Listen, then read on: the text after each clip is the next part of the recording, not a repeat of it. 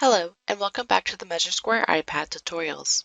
In this video, we will be going over how to change the print settings for individual walls. This feature is especially helpful for wanting to show your customers a close-up look for what to expect for their tile designs. First, I will show you how the walls look without this feature being turned on. Starting from here, you will go to Reports, then select Print. Locate the gear icon in the top right to select Signature and Settings, and then select Diagram. When you are at the diagram menu, you will be able to see the print wall individually option. With this option off, you can see all of the walls are displaying on the right side of the room and you can barely see the tile design. Now I will go and toggle on the print wall individually.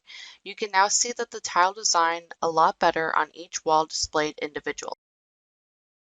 Once this is complete, you can then take a look at your report to see the individual walls appear so you can save this document and share the information with your customer and installers. Thank you for watching and make sure to subscribe to our YouTube channel for future videos and more information for all MeasureSquare products.